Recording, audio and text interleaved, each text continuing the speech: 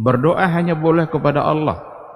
Tidak boleh kita seperti keyakinan animisme dan dinamisme, menganggap ada kekuatan besar pada makhluk gaib umpamanya. Ada kekuatan besar pada benda-benda mati.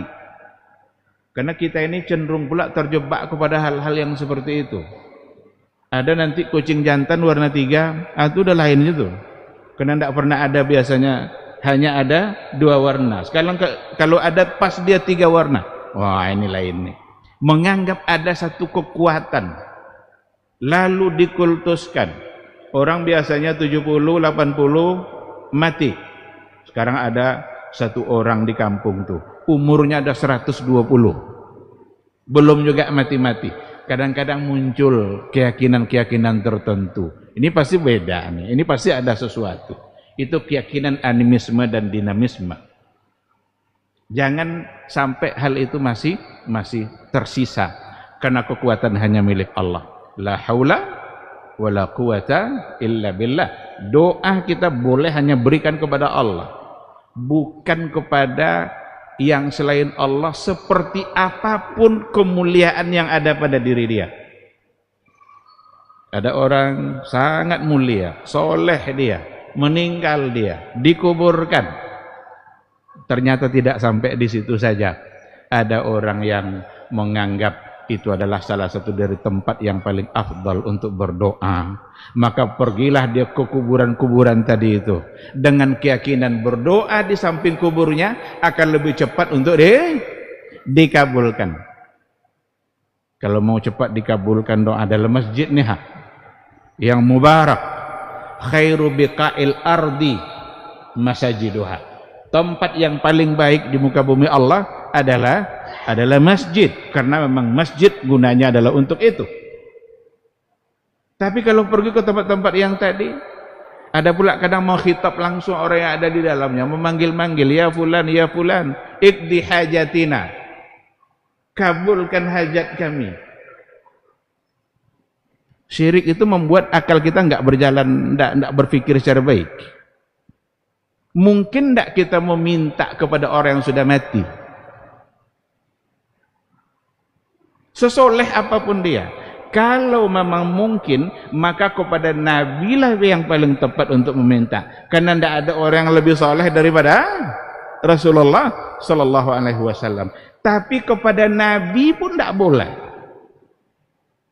Bahkan ada pula orang bilang, oh Nabi itu belum wafat Pak Ustaz. Belum wafat katanya. Siapa bilang Nabi belum wafat? Ayat Al-Quran bilang Nabi sudah wafat. Maka dulu ketika wafat Rasul, menangislah sahabat itu semuanya. Umar cabut pedangnya. Siapa yang bilang Nabi Muhammad wafat, sepenggal lehernya. Nabi tidak wafat. Dia sama seperti Nabi Musa, pergi 40 hari nanti balik lagi. Tiba-tiba datang Abu Bakar, masuk ke dalam, tengok, oh iya Nabi sudah wafat. Dibuka wajahnya, dicium keningnya oleh Abu Bakar, ditutup kembali. Sampai di luar beliau pidato. Apa pidatonya? Ya ma'asyaral muslimin, hai umat Islam sekalian, man kana ya'budu Muhammadan, siapa yang menyembah Muhammad, fa inna Muhammadan qad mat. Siapa yang menyembah Muhammad, sungguh Muhammad telah wafat. Itu tidak mati doh. Siapa yang bilang telah wafat tadi?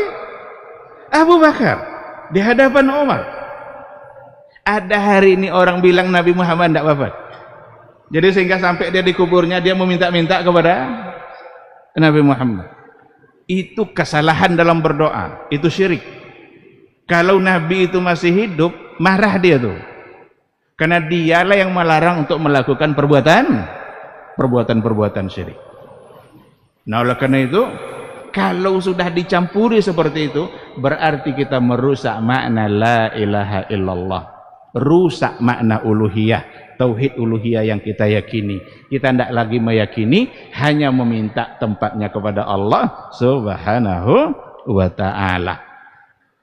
Dulu ketika Nabi masih hidup, boleh bukan meminta kepada dia.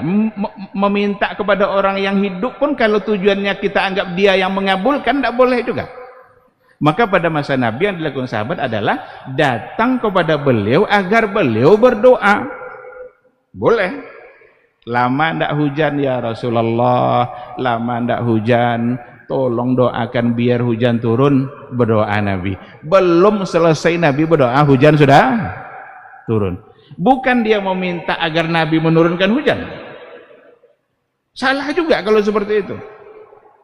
Tapi dia hanya meminta kepada Allah untuk melakukan sesuatu yang hanya bisa dilakukan oleh Allah Subhanahu wa taala. Lalu kata Umar, dulu ketika Nabi masih hidup, kami datang menemui Nabi. Sekarang Nabi sudah wafat. Maka kami datang menemui pamannya Al-Abbas. Kami meminta agar beliau berdoa kepada Allah. Kalau memang dibolehkan, kenapa tidak datang saja Umar? Temui Nabi di kuburnya. Ya Nabi Allah, ya Rasulullah, engkau ini kan Nabi. Kami sekarang banyak masalah nih di dunia nih. Tolong selesaikan atau tolong sampaikan kepada Allah biar masalah kami selesai. Tapi tak pernah satu pun sahabat yang melakukan itu, kecuali datang dari satu riwayat yang palsu, dhaif, tidak bisa diterima. Itu pun berdasarkan mimpi rajulun, mimpi seseorang. Seseorang itu entah siapa. Nah, oleh karena itu ini sangat penting untuk kita pahami bersama. Kenapa? Karena kalau kita tetap berada dalam kesyirikan, terhalang untuk mendapatkan syafaat dari Nabi.